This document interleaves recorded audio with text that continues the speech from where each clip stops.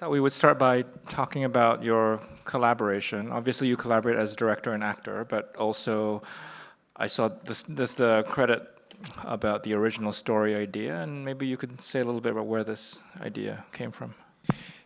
Yeah, well, I think as I so beautifully articulated in the introduction,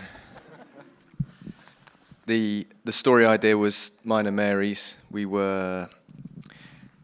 It's difficult to talk about anything without going back to COVID, but we were going to shoot Enys Men, and then a month before we were due to shoot, we were shut down, like everybody was. And my agent said to me, write something while you're in lockdown, write something and we'll get something into development with somebody, which ended up being Film 4. And so I said, great, what a brilliant idea. But then I thought, I've got no ideas, and my ideas come quite slowly and with regular intervals, and I'd had my idea for that 3-year block, which was Enys Men. So we were lying in bed one of the first nights of the lockdown, and I said to Mary, we've got to come up with an idea for a movie before we go to sleep. My agent said, and Mary said, well, have you got any ideas? I said, no, of course I haven't. I've had my idea. But I have got this one idea for a scene, which was this guy finding a boat in the harbour, and then it becoming apparent that the boat had been lost at sea 30 years ago, and he wasn't entirely surprised that it had returned. And so I told Mary that idea, and then she had ideas, and then I had subsequent ideas, and we batted it backwards and forwards and went to sleep. And then the next day we got up and got on with our lockdown life, which I can't remember what we did, but in the evening I said to Mary, I've been thinking about that film idea all day, and she said, so have I. And so I knew then that I kind of had an idea, so then I actually started writing the script from there. Wow. You also said, the guy that finds the boat, what's his name? And then I woke up in the morning and I spent, it's called Mike Bruffin. And that was it. That's all I came up with that night. Yeah, you did have more input. I did have more input, but I've just, the name was Mike Bruffin, and that was it. Well, I said he's called Mike. I remember you walked up the stairs, and I was in the little office, and I turned around and said, what's Mike's second name? And you went, Bruffin. And I went, where did that come from? You went, I don't know. No. And it's not even in the film. No. It's on the end roller. If you stay to watch the end roller, you find out. But Mary did a lot more than come up with the surname Bruffin. I did. She's been very modest. I would love to hear your perspective, Mary. Like, how did you respond when Mark told you his initial idea? It was really exciting. The only thing was that he'd sort of go off to his studio and come back, and he'd just go, I've just had this great thing, but... No, I did. We were in lockdown. I didn't go to Oh, yeah, of course he didn't go to the studio. But the thing was that he kept having brilliant ideas and then realising that they didn't make sense, because when you go back in time, it all then, you go, yeah, but that person wasn't there then, so they can't be in this. So it became like a real puzzle trying to work out who was there, who wasn't there, what had already happened, So it just became such a kind of, it was really it was great having an idea that goes back in time, but then when you try and the logistics of it are really tricky. I remember quite early on deciding to buy the complete box set of Quantum Leap to try and understand the logic of time travel. And then realised that having loved it when I was a teenager, I watched it and thought, this guy's just a time-travelling sex offender. Because he goes back and goes into somebody else's body, not in that sense, but like occupies somebody's body, and then always has a lot of time has a romantic interaction with whoever. So that's why we've got the scene in the film where Callum Turner's character tries to say to Tina, his new partner, can I tell you something? And she sort of shuts him down, because Quantum Leap taught me that there are some moral and ethical questions linked to time travel. Yeah, absolutely. That you really have to point at. Well, yeah, I mean, that's sort of a staple of the genre, Back to the Future and all of that. So you did... Well, that was my answer to... I remember somebody, I won't name who it was, but somebody in the production said, what about the incest issue, and my answer was always Back to the Future. Yeah. But so you did see this as sort of somehow being in conversation with the time travel movie as a genre. Yeah, but I'm obsessed with time anyway. All of my Enys work Men is sort of a time travel movie Yeah. in its way too. Yeah. So. Yeah, and I think that all films are kind of time travel films, and all films are ghost films, in ghost stories in one way or another. So this one was really trying to embrace the actual idea of time travel. Definitely, and I think a lot of my favorite films have that element in them. I guess another way in which your films are time travel movies is your insistence on working with a Rolex, perhaps. Can you say a bit about, I mean, people who've seen your films probably know that this is a technique, equipment, and aesthetic that you worked with in other films. And I was surprised that, that you really, this is a film that's bigger budget than in the past, or? Yeah, it's about 20 times the budget of Enys Men, I think. Did it feel different on set? I didn't see any of the money. No, but I think no, it didn't really feel different for me. I'm the head of the camera department as well, so You had a lot of credits in the. yeah.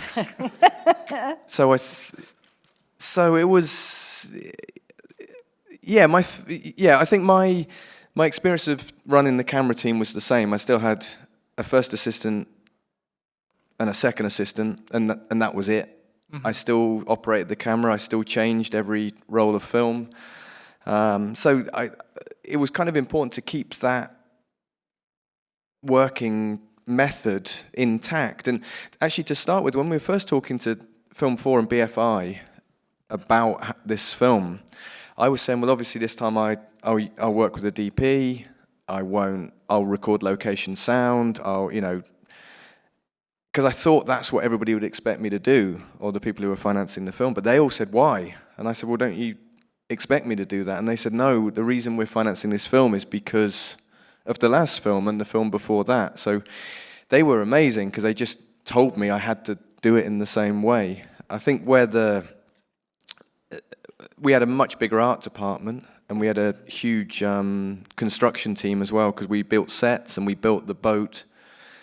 Everything inside the boat was done in the studio on a gimbal, so all of that was built. So I think once you go above a certain level, there are certain costs that are inescapable in terms of production, but you don't necessarily on the floor of shooting the film notice a lot of difference. That maybe there's a few more options on the menu at lunchtime, and there's more cars driving you to and from set and things like that. But I think it kind of felt the same. We were still shooting silently and all of that. I mean, the process was exactly the same in terms of the way that Mark works, but it did feel a lot bigger. I mean, for you, you're focusing on what's in front of you. There's no video village, there's none of that. It's just, and Mark's the only person that can see through the viewfinder, so he's the only person that knows what it looks like. But there was a much bigger crew, and it did feel, from my perspective, it did feel very different. Maybe we should be more explicit. I'm not sure if everybody knows what the constraints are in terms of shooting with a Rolex and then working with sound the way you do. Maybe we should be. Yeah, so I shoot with a clockwork camera, clockwork Rolex, which each roll of film lasts about 2.5 minutes, but I have to wind the camera every time. After every 27 seconds of running, I have to wind the camera again. We don't record any location sound at all. I don't shoot any coverage. I shoot mostly single takes with a safety, so effectively 2 takes of everything, and then all of the sound is done in post. The actors come back months later once the film is edited, and one by one record all of their dialogue. So it's quite a fragmented way of making a movie. Can you say why this method works for you? You wrote a manifesto about this some years back. Yeah, which I think you've broken many of those rules. Though. yeah. I mean, I wrote the manifesto originally just for myself. Yeah.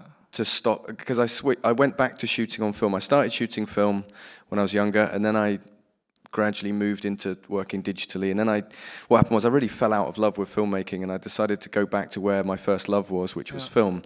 But by then, film was a bit more expensive, and I thought I need to work out a way of shooting on film that isn't the way I'm shooting digitally, where I'd switch the camera on in the morning and not even bother switching off until the evening when we'd finished. So if I'd done that with film, I would bankrupt myself. So I wrote a technical manifesto, really, for myself. But a friend of mine told me to publish it, so I put it on Twitter. Remember that?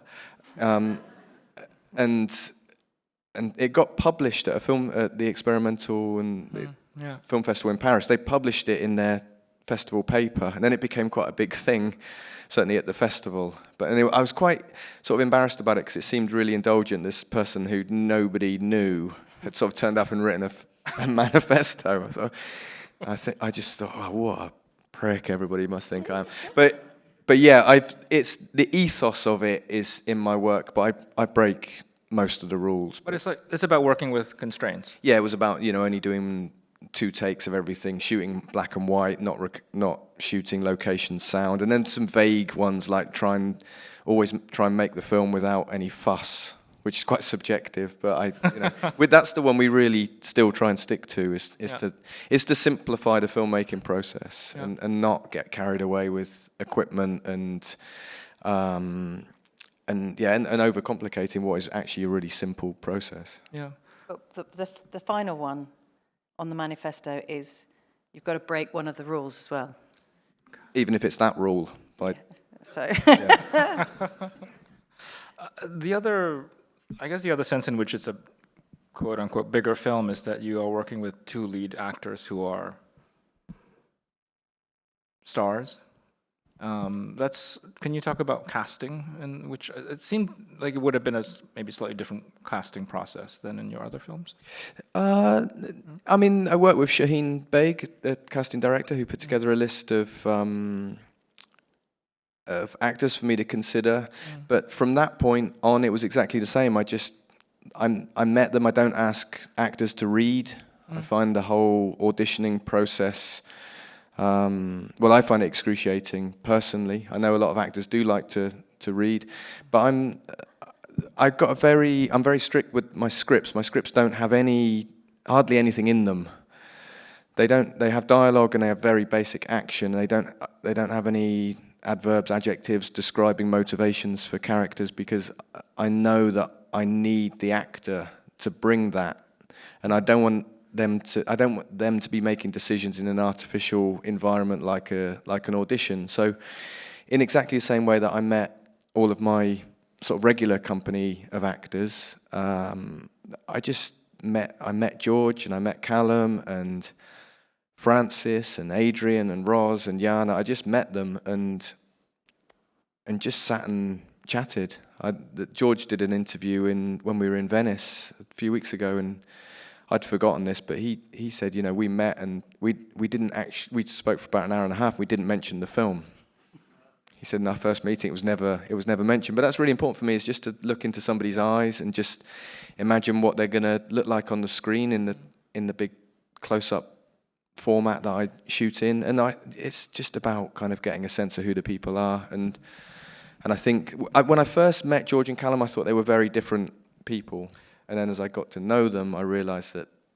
Well, they're very different characters. Yeah, they're on the surface, they're very different, but they're actually very similar people underneath. They're very similar, and it really informed the film, because it made me realize that they're kind of playing mirror images of each other in the film that sort of switch around and could even maybe be 2 halves of the same character. And that was through just getting to know them, away from the film. And they were amazing. They came down and... Oh, have I not been talking into this? Yeah. They came down and just joined the family, really, and just hung out. And they came down, they both came down with their partners and their families and spent the summer hanging out in our tiny little village in Cornwall, which was... George helped us catch a mouse on the first day he came round to the house. That was...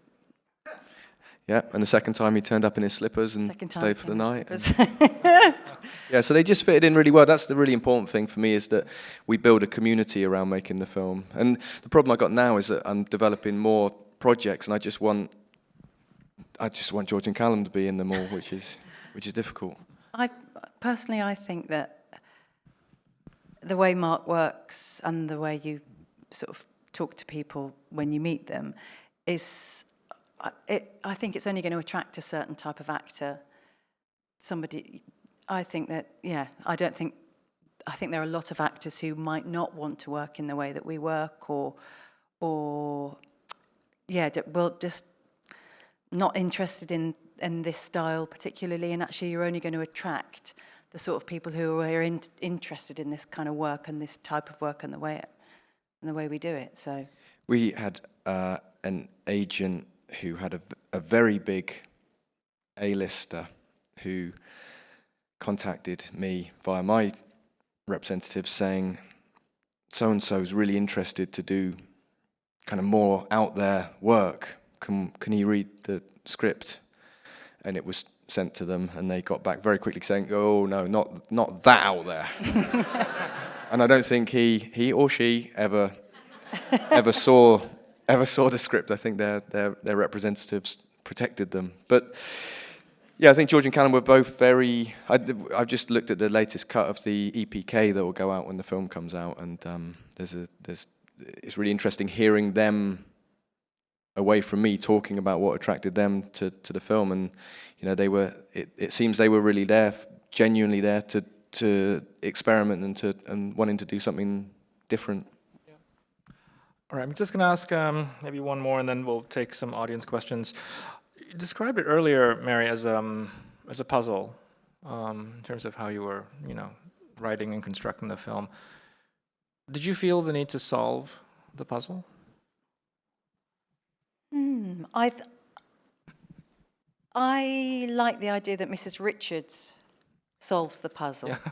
She's kind of got she's got the key, hasn't she? She knows, and everybody thinks she's mad, or just, she's lost her mind through grief. Yeah.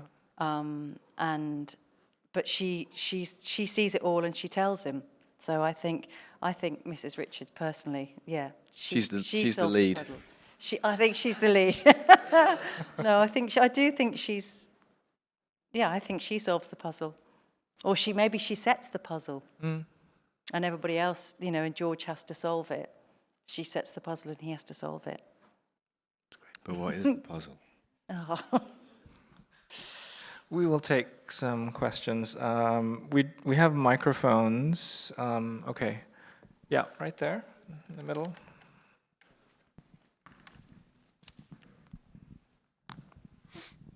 Tremendous work, thank you. So, as an academic, this field is an art history, but generally in a lot of places, I have a strong interest in themes of obsolescence, in this case, obsolete labor. So I think I got this right. This is Cornwall, and this is your neck of the woods.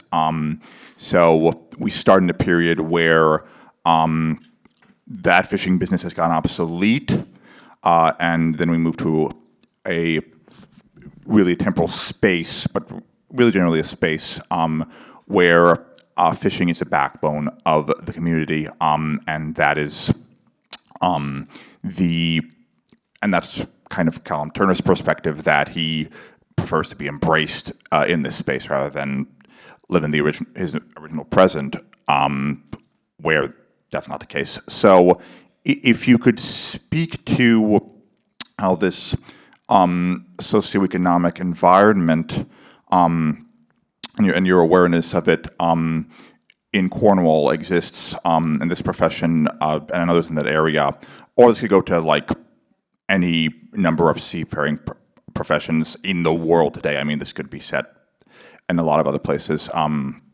but that's pretty much my question.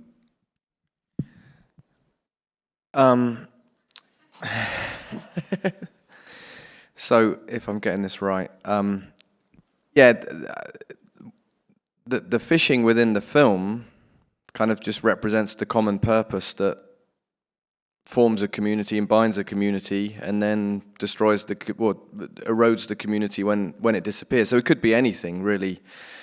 You know, somebody said to me the other day, are you going to make a film that isn't about fishing? And I still don't think I've made a film that's about fishing. It's just, it's about an industry that goes away, and the common purpose of a community is eroded, and the socioeconomic state declines. But I think it's also quite important, and what I try to do is not to over-romanticize the past, because we live in a time where people are over-romanticizing the past with horrendous actions. So it's like you say, hopefully it could be about anywhere, really, and also, I don't think it's necessarily about the fishing. Did that answer the question? Okay. No, let's just, because it's being recorded, we'll please wait for the microphone. My husband's cringing beside me. That's okay. Hi, loved your film. So I am a little bit hard of hearing. So when I was kind of noticing the really important elements where George, I believe, was starting to recognize that things didn't always add up with his idea of time, you would hear almost like a radio feedback of the voices. And I wondered if you could speak to that a little bit, because as a viewer, an audience member, I felt like it was voices of ghosts of the past kind of leading him along. I don't know if you agree with that or had an other idea when you guys were writing your script. Yeah, it's always Mary's character, Mrs. Richards. that you can hear, Yeah. and it's all the same. It's all the dialogue from the scene at the beginning where she confronts George's character outside the house when he's about to leave, and I record all the sound on tape, on 1/4-inch tape, and a lot of it I feed into a tape loop. So that's that dialogue track that I just played into a tape loop, kind of forever. It probably played for hours until it decays and loops over itself. And that's kind of the process of doing that is the idea of a loop, and the idea of time loops and tape loops is something that I'm really interested in. And the same with the sound as the picture. I love the physicality. So that wasn't something that was in the script. I don't think it was just something a sonic motif that I came up with when I was playing with the tape one day. But yeah, it is that idea that it's the ghost voices that are driving him on, that he can. I'm describing what's happening now, but recontextualizing what he originally heard. So the dialogue that he heard doesn't change, but the more he thinks about it, the more it kind of makes sense to the space that he ends up in. Thank you. Yeah, right here. Right here.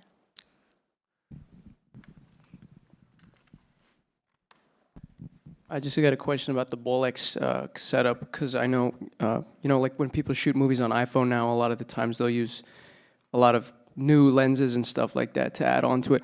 I was wondering what your Rolex setup is. Are you using the traditional, 3 lenses on the camera, or are you, putting on like a long lens in attachment, or like building some sort of additional rig to enhance it, or are you sticking to the original, just in-camera stuff? It's the bayonet mount. Rolexes can get really geeky. So rather than the 3-lens turret, which we did use that camera, we used 4 cameras at different times, and I've got my favorite camera, my second favorite camera, my third favorite camera, my least favorite camera, and I use the higher risk the situation, the least favorite camera I'll use. But my favorite one that actually broke during the filming, which is still quite difficult to talk about, but it's a bayonet mount. And I use a single lens. Most of the film is shot on a single lens, which is a 26mm 1.1 Kern Switar, which I've got 2 of. and it's mostly that lens. I think there's a couple of times I used a zoom, and then a couple of times I used a 50mm lens, but I try and keep it as simple as possible. There's no extra mounts or anything like that. It's exactly how you would have bought it off the shelf in 1976. What happened to the camera? It was the driving sequence when I was in the car with George, and I was winding the camera between takes, and I overwound it and broke the spring. And it's with somebody in the UK, the guy who fixes my cameras, and it's on his bench, and he's just trying to find a new spring for it, but they don't make them anymore, so he's waiting for a second-hand one to come up. But I think if we haven't got a spring by the end of the year, I'm gonna get the camera back, and I'm gonna retire it, and it's gonna go onto my shelf and just take it easy, because it's shot all 3 feature films, so I think it's done its time. Yeah, it's earned its place Yeah. on your shelf. All right, we have one final question. Yeah, let's go to the back. Yeah. Hello. Hello. Great film. This is my first film of yours that I've seen, and it was awesome. I noticed during the credits that there were a work experience program. I'm assuming that's maybe students. Can you speak more about that? I feel like that's not seen or not done a lot, and especially in your case, how you guys work with such super cool Bowflex and like 16mm, and just talk more about that, please. Yeah, no, it's a brilliant question actually, because I'm part of my role as the professor of film practice at Falmouth University. I should talk about the university, and I sometimes forget to do that. So thanks for. So Falmouth University, which is an incredible academic institution in Cornwall, there's the School of Film and Television, which I was an associate lecturer at many years ago, and was eventually made the professor of film practice there. So I've got a link where, and our producer Denzel Monk, as well as an ex-lecturer at the university. So there's a very strong link with the film school, and we invite students onto the crew to work in sort of trainee positions, and we had so many on this film. It was On all the different departments. yeah, we had kind of like 4 or 5 in every department, and they did a week, and it was by Friday I would know everybody's names, and then by Monday they were all gone and they were all new again. But we had this amazing cohort of students, and in fact, one of the students, Luca, did a week on the shoot, and then came in and was my assistant in post-production and worked for months with me in post-production. And at the moment he's a Romanian guy who is going to graduate in the summer, and he's maybe going to go back to Romania, or may have to go to London to work. So we're desperately trying to work out a way of keeping him in Cornwall, because I want him to work as my assistant forever. And so yeah, I always say that with the students, it's great because they get to come and work on a professional film, and I get to see the sort of the cream of the cutting edge of the industry, because they're the future, and I get to kind of cherry pick people like Luca to stay and work with us. So yeah, it's an amazing experience, and also a lot of students are attracted to working on film in a way that when I went back to working with film, I never envisaged, because I thought it would be. I've said this before, but when I first started working with film, I thought it was going to be all the old men who were interested, who would come up and talk about the old days shooting on film, and actually most of them aren't interested because they're all shooting on iPhones now, and it's the kids that are really, and I mean, it's a bit patronising, but it's people up in their mid-20s and younger who are the ones who seem to be really interested in working with film, because it's quite exotic. They've grown up in the digital age, and actually working with analog processes is interesting. So yeah, that's been really exciting, because it feels like there's a future in working with these formats that seemed obsolete maybe a decade ago.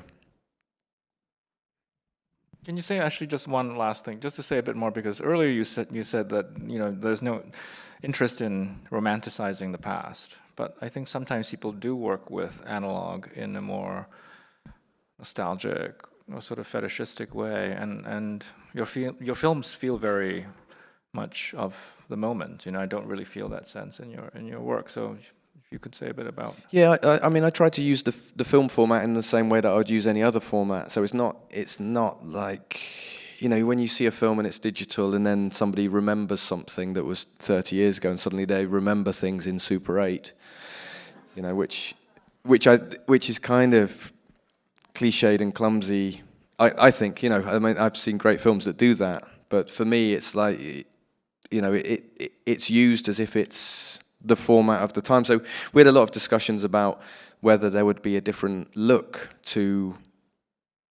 between the 1990s and the present day, and I always said no. The art department will create a different look because fashion will be different, haircuts will be different, decor will be different, but the format is neutral in that sense. And we did that with Bates as well. It was just, it's hand processed black and white 16mm. It may look like it's the 1930s, but there's people on iPhones and with laptops and all of that kind of stuff. So when you think about it, there's like a collision and a clash between those two things. But actually, within the first 2 minutes, I think our suspension of disbelief is so strong that you just go, right, okay, these are the rules, these are the terms, this is what we're dealing with, and the format kind of becomes neutral.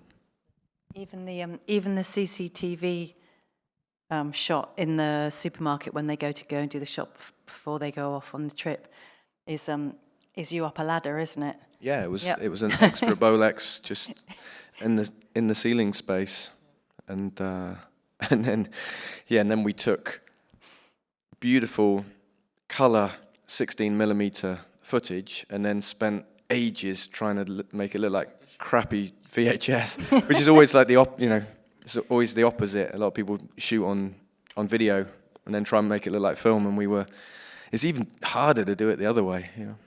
It's quite difficult to make film look that bad. All right, well, thanks to both of you for this film and for being with us. Thanks, Dennis. Thank you very much. Thank you.